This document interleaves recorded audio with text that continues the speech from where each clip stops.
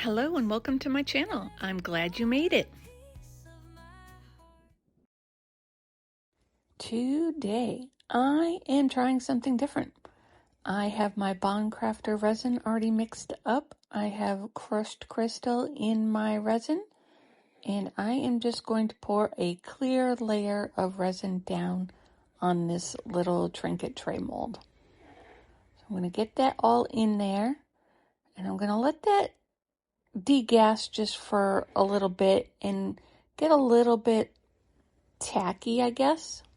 Not too bad, but I don't know. I'm going to let it sit for maybe 15-20 minutes, and then I'll be back. And that's not me making those noises. That's my dog snoring as usual while I do the voiceover. He waits to take a nap when I do this. Okay, so I have some thick plastic. This is plastic from, I think it's packaging from one of my molds. I have sprayed it with the isopropyl alcohol. I am going to crinkle this up, get it crunchy and bumpy and ridgy everywhere. I want a lot of wrinkles in this, a lot of dents, so give it a good scrunch. I think that should be pretty good. Yeah, it's got a lot of wrinkles in it. So I'm going to do that. I'm going to have to probably re-squirt it with my isopropyl alcohol because I probably just rubbed it all off. I hope I remembered to do that before I put it on. It doesn't look like I did. Spray it with isopropyl alcohol. Oh my gosh. Okay, so I'm putting it down in the tray. Now this isn't cured. This is still tacky. I'm trying to arrange it so it gets all those bumps and ridges onto the wet resin. This is the one time where you do want it to be messy and bumpy. No smooth surface on this one. Not right now, anyway. I gotta figure out how to get it to stay because it's pulling up on the edges just a little bit. It's sticking good in the middle. I'm going to grab, let's see, I've got my UV resin bottle. That should hold it on that side. It doesn't seem to move. I'll grab my resin bottles. And I'm not pushing up against the mold itself. I am just simply holding that thick plastic in place. I'm going to get another bottle to put on this side. Trying to reach it without letting go of that plastic. And see, you can see here, I'm not going up against the mold. I'm simply holding the plastic where I think it will keep it all bumpy and rigid throughout there. Now I need something for this side and get this in place. And it's okay if it doesn't come out perfect.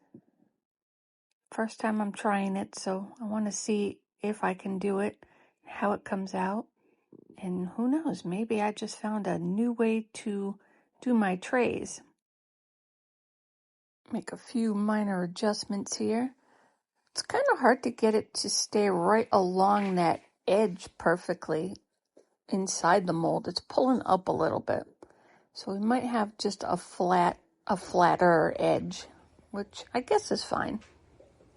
Because it'll be covered with the ridge anyway. Or the lip of the tray, rather. Just squish that down in there. Trying to see if I see any bubbles. I don't see any bubbles forming. I think that's just the plastic. All right, let's see what happens. Be back.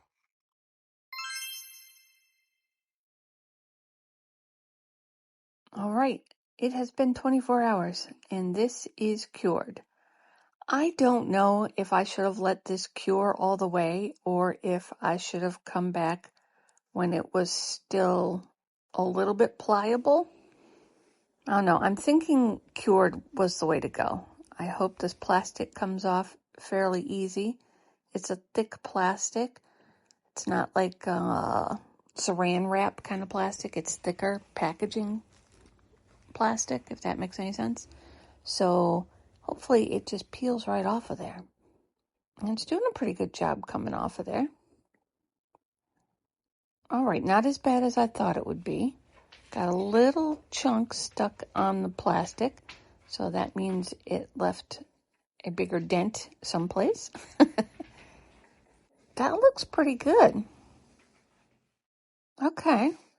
All right, for my next step, I am taking this color shift. It is blue and purple. I got this from one of the Resin mold box subscription boxes. This color is very pretty. It's very similar to an eye candy color shift that I have got as well, but I wanted to use up this little jar of it first. So I'm just going to brush this on. Can you see all the ridges? Now you can see it really good. It's starting to define itself. Almost looks like a, I don't know, ripples in the ocean or something. Oh no, it's pretty. Okay, so get this all brushed on there, and I won't have you sit through all this. I will just come back when I am done. And voila, it is done. Look at how pretty that is. Love that color. All right, so I have my Bondcrafter resin all mixed up. I am putting in some black pigment paste. I'm going to squeeze in a little bit, get that all stirred up. And because this is a color shift mica powder, I am backing it in black to make those colors more vibrant and pop right out. As I was brushing this in, I noticed that there are two little air bubbles that I'm pointing out there. I filled them in with the mica. I don't know. I think it's probably going to look a little weird. Once it's done and demolded, you're going to be able to tell it was a bubble. Maybe it'll blend in with the ridges. I don't know. We'll have to see. We will cross that bridge when we come to it, I guess. All right, so I'm going to get this filled up. I'm going to get a little bit of a dome on it, not too much, so I don't have to do too much trimming. I am not going to put this through my G3 curing machine. I'm going to let it sit overnight so it has a chance to degas because of all those ridges in there. I don't know if there's any bubbles trapped in there. I couldn't spray my isopropyl alcohol because of the mica powder. So I'm just going to let it sit overnight and come back and see what happens. Give it a spray of alcohol and cover it up. All right, let's see what happened. We have a final cured piece. Got a little bit on the side there. Let's get this demolded, see how it looks. Gosh, I hope it came out good. Oh my gosh. Wow. Wow, that looks so good. That looks like silk. It absolutely looks like silk. That is gorgeous. I love the color. I love the bumpiness in it. Look at that. Wow, I can't believe I did it. All right, so I try a new technique and it works. I think I might be getting better at this resin thing. I probably just jinxed myself. All right, so I don't know if you can see those bubbles or not. I can see them. They're right there. Not sure if I like them. It kind of doesn't really show up that much, but because I know they're there, I need to cover them. I have this little gold dragon, and I am going to attempt to get it into that corner. So the head should cover up that little bubble. Now my issue here is once you get this sticker down, it stays down. So you have to really basically get it in one shot. And I am trying to get it so it's sitting at the bottom of that tray, which isn't too much of an issue. I'm going to trim it just a little bit more. But I also have to get that wing, which I didn't even calculate for. See, the wing was going to bend up there. So now I'm trying to peel it off of there, and luckily it came up. but I need to have proper spacing for the wing and get it sitting on the bottom. And I can't do this on camera. So I needed my head down in there.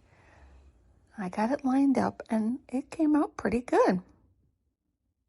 Look at that. That is beautiful. I love it. I love this tray. It is gorgeous. What do you think? How did I do? Do you like this technique? Have you done this technique? It's amazing. I love it. I'm going to do it more often. I have one thing left to do. I need to put a name on the left-hand side, and then I'm going to top coat it. But I didn't want to do that on camera for privacy reasons. Here are a few final pictures for you.